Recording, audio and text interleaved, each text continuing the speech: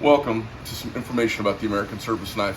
In 130 years, we thought it was time for a really cool competitor to a knife made in a neutral country. Nothing wrong with that. They make a wonderful product. We thought we'd do something different. In fact, we've made a knife that's so good, it'll end up cannibalizing your heavy pocket knife carry because you find it so useful and tough. It's made of the best CPM steels on the planet, made in the USA. The best titanium components and parts, made in the USA. Liners, USA. Pins, custom made, USA. Swiss titanium turned hardware, made in the USA. Every goddamn thing on it's made in the United States of America. You find the side, typically the main model has injection molded plastic handles made here in Scottsdale, Arizona. The tools not made in China, the tools made here in Scottsdale, Arizona. Much to my chagrin, they were pricey. Now, the version we have today, I'm gonna tell you folks, it's sick. This has been a year-long process getting this ready. So we have, for the very first time, chopped carbon fiber, injection molded handles. They're absolutely fucking sick. Thing you have to kind of keep in mind when you make a handle for one of these knives, when you make anything out of injection molded plastic or any of the different kinds of PVC, plastic, various different kinds of plastics, they've got different coefficients of cooling and expansion. So when you make them, they are molded hot and they dry cool, obviously, and they like to shrink. So you have to over make the size to get them to end up exactly where you need for knife making. So then you take that $26,000 mold, which is now 6/1000ths of an inch too big, and you have to come up with something different when you're doing carbon fiber, because carbon fiber doesn't shrink. When you mold carbon fiber, it stays the exact same size. So we actually figured out a really cool trick. It's taken over a year, and what you get is injected marbled carbon fiber finish in an injectable product.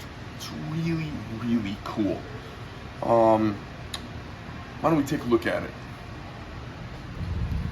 So it's got, unlike your typical injected plastic, which has a glossy, slick finish to it, it has a more organic finish to it, like you expect from carbon fiber.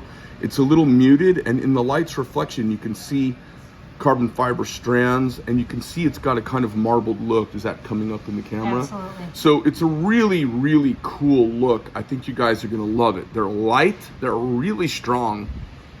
Now look, it doesn't matter if on your multi-tool handle, the handle is 30% stiffer, but it feels to me about 30% stiffer.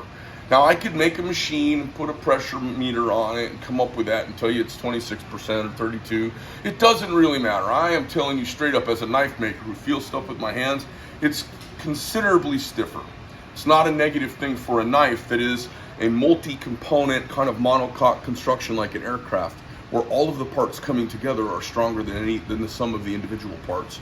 And to add this on the outside layer here, it just stiffens up the knife, and you're not able to twist the knife with your bare hands, but I can tell, and the assemblers can tell in the opinion, they're like, wow, this is like, it's a stiffer construction. So it's got some like high-tech, sexy appeal to it. It's got a beautiful look to it, and it's got some mechanical functionality to it. Now, everybody says to me, hey Greg, when are you going to do scissors?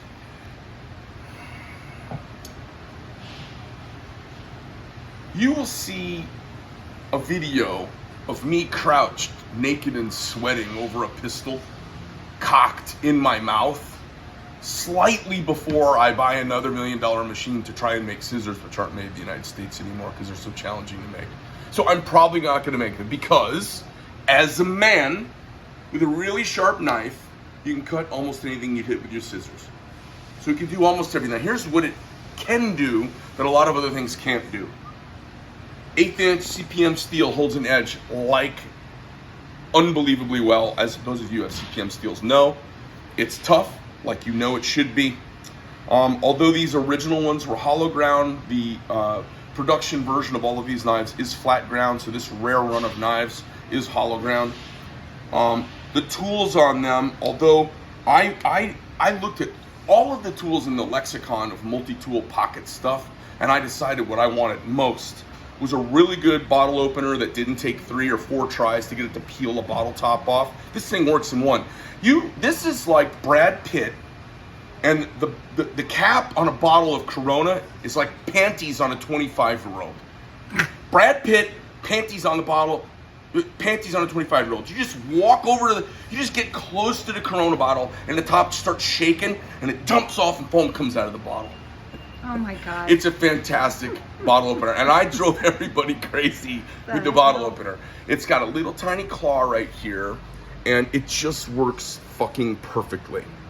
So a great tool with a screwdriver on it for obvious reasons. And then I found I've talked to thousands, we have collectively talked to thousands, many thousands of knife customers over the year. And the number one thing guys do is they chip the tip of their knife prying on something. Hey Greg, I was trying to get a screw out of a thing and I didn't want to go down a ladder to go to my truck to get the screwdriver, and I pulled out my pocket knife.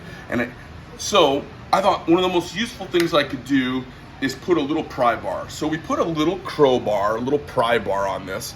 Now it's got a bevel on it in case you want to sharpen it. We have not made it razor sharp. We leave it, I would call like semi-sharp.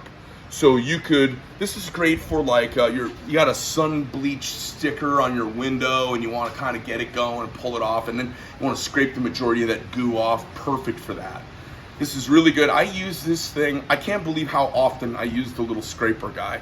Shit's stuck on things and you can kind of pop it off, and because it's not razor sharp, it doesn't dig in so much. I've pried, I repainted the house, and I just have to repaint some walls, and there were some holes from where I had some paintings hanging up, and I put the nails in. They went all the way, and I'm like trying to get with my nail, and they got painted a little bit. They were sticking to the paint. So I just pulled this out exactly what it's for, pried the little nail out. I just got a new Toyota Tacoma, and there were some little Wilkie buttons stuck around the bed, and I was like pulling on them, and it's where you snap in these hooks.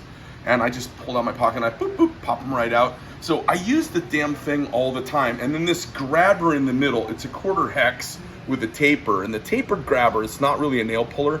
The tapered grabber, I was out, my dad and I own an old Aranca Decathlon aircraft, and we were replacing the spars, which were originally wood, with aluminum, doing this Millman spar mod. And you have to grab, there are these trusses that are in X's that tension the wing and give it stiffness, and they have these old brass nuts on them, and we didn't have anything that could grab onto it, and I was like, oh, you gotta be kidding me. And I pulled the prototype out of my pocket, and I grabbed onto this old brass weird shaped nut. I just stuck this on there and grabbed it, and I was like, my dad and I, we just laughed at each other. I'm like, what are the odds the thing in my pocket's perfect for it?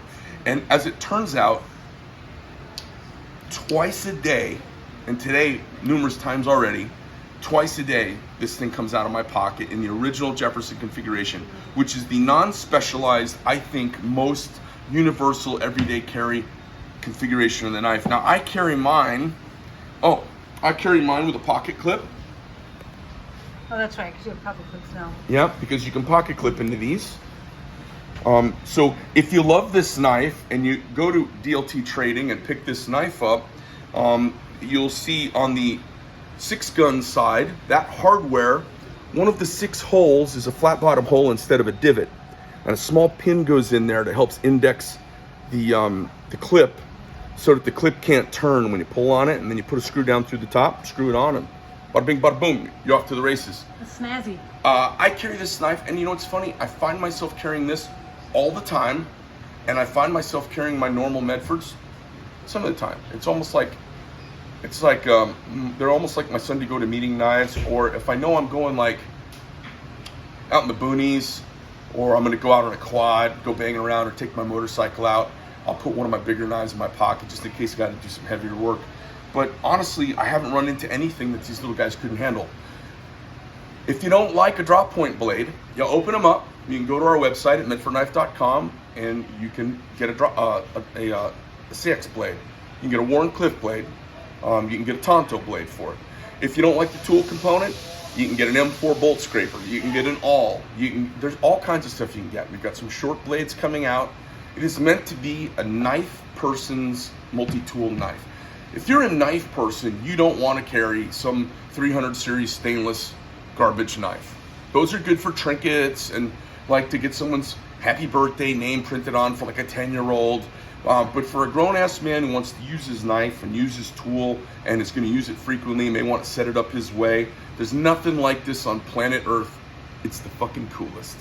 Anyways, you guys, that's our new injected marble carbon fiber handles. They're going to DLT. They're getting our first tranche of them. There will be those coming out. They will be available. They're super cool. I'm really excited about this, as this thing has finally, the rest of the line has come to life. We're really excited. We had a lot of challenges bringing the German machines online here in the building, and now that they're finally up, it's just a bitchin' product, and I can't wait to see the knife community's reaction to such a cool product. Enjoy.